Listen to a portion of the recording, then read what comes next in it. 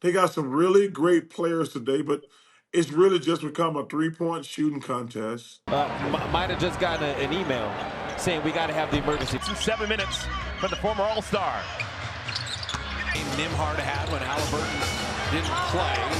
As Halliburton shot the air ball, Nembhard had 31. We went out there with one leg, broken faces, cheap shoes, flying commercial. Now these guys make the most money, bless them. They got the best shoes. They got hyperbaric chambers, and they're always hurt. As I'm sure you guys know, when it comes to the NBA in 2024, the buzz, excitement, the interest on a daily basis is declining very, very fast. And to some fans, this is a big problem, and to others, not a problem at all. Please disperse. Nothing to see here. And the most common excuse I hear to downplay the NBA's decline is, well, you know, viewership is down because of illegal streamings and people cutting the cord on cable. And of course, that is true. But putting the entire blame on illegal streamings is a big-time cop-out. As looking at NBA ratings year over year, they are down nearly 30% 2024 versus 2023. You're just making excuses.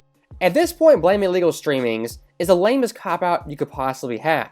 And it's undeniable at this point, the NBA has a problem. Now, when discussing this problem, the cause of this problem, many fans point to different things. And looking at Lakers coach JJ Redick, former podcaster, who he puts the blame on is the national media, guys like Charles Barkley, Shaq, Kenny Smith, and inside the NBA. I don't think we as, and by we, I was part of it, we as the sort of national partners have done a good job of storytelling, of celebrating the game. If I'm a casual fan and you tell me every time I turn on the television that the product sucks, well, I'm not going to watch the product. And that's really what has happened. I don't believe you. So stopping Redick right there, who he blames is the national NBA media. And look, the media is not perfect, far from perfect. But blaming them for the ratings declining is a major cop-out.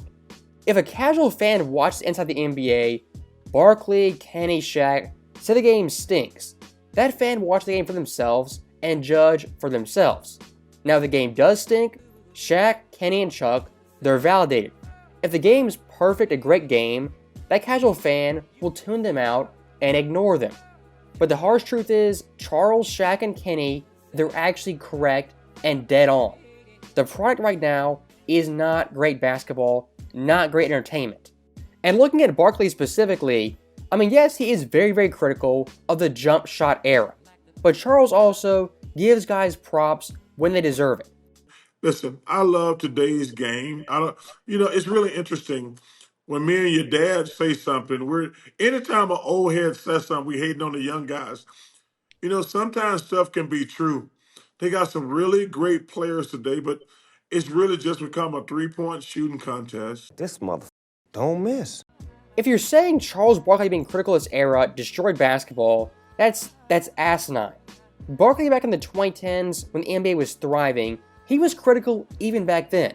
In the NBA, well, perfectly fine. So ask yourself, what's the difference? Barkley back then was critical, ratings interest, all-time high. Barkley today, also critical, but ratings interest at nearly an all-time low. Van Vliet, the deep three. Here's Scotty, three, doesn't go. You want to see me do it again? He bats it out. Great hustle play by Dick. Right up off the ground, big time. Cuts off. It's a mystery wrapped in a riddle inside an enigma. So once again, Redick blamed the NBA media, a major cop-out deflection from the actual problem, the biggest problem in the NBA. And for Redick, he is a tad bit hypocritical. And when it comes to the quote-unquote purity of the game, respecting the game, he's trashed numerous eras, players, coaches. He's done everything Charles Barkley's done, even worse. You also had 29 assists in an NBA game. Oh, well, he was being guarded by plumbers and firemen. This game should be celebrated. I refuse to get into the GOAT debate. I don't care. A few moments later. 6 teams were added to the NBA. There were 90 players added to the NBA. Like, does that not water down? This game should be celebrated. So for someone like Redick, I mean, he's had his fair share of debate where he's trashed eras, trashed players, even active coaches. That's why his new act of being, I'm a pure basketball fan, I'm a purist, I don't criticize anything. That act, it's phony, it's old, and I'm over it. If you're gonna throw stones, go ahead and throw them. When people throw stones back, don't be mad. And again, for someone like Redick, the way he comes off, just super entitled, morally superior, it's douche kind of vibes I get from Redick when he talks basketball, the purity of the game. The league is more talented, and not just raw talent. The league is more talented and skilled than it was 18 years ago when I was drafted. That's a fact. There are more players that are excellent. There are more teams that are excellent. Everything that guy just said is bullshit. Thank you. Redick right there, what he's saying is that the skill talent is better than ever, which we can debate all day long. What he's not saying is that basketball to the fans is more exciting and entertaining than it's ever been. That's what he's not saying. And at the end of the day, what really matters? How the coaches or players feel, or the fans, the consumers feel. What's the old saying? The customer is never wrong. Based off the math, the numbers, analytics, shooting 45-50 threes might be the way to go to win a championship. But in terms of overall excitement, entertainment value, that is not the way to go to please the fans. Most fans don't care how skilled and talented the individual player is compared to 20-25 years ago. What they do care about is how entertaining the game is overall. We don't have anybody that's willing to step up to the fact that this is an awesome game and we should talk about it and celebrate it in a positive way. That doesn't mean we don't critique it. We should critique it, but we should celebrate it. And nobody's doing that. And the people that are have a small niche following on Twitter. And frankly, I would argue as well that everyone in our ecosystem pays too much attention to what is said on Twitter. That was the douche talking. Douche Nation. Now, stopping Redick once again, the vibes I get from this dude are just douche vibes off the charts. He's a basketball purist, an elite basketball fan. Only a few people on Twitter know basketball, like JJ Redick. I mean, that right there is douche behavior 101. And what does Redick do yet again? Blows the NBA's criticism off as Twitter nonsense, fans complaining for the sake of complaining.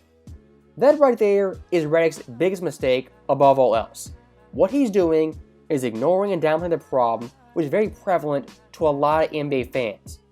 If you're being objective, logical, not emotional, in love with today's NBA, you can acknowledge there is a problem and disconnect between fans and the product on the court. How big is the problem? We can debate that. What's the cause? You can debate that.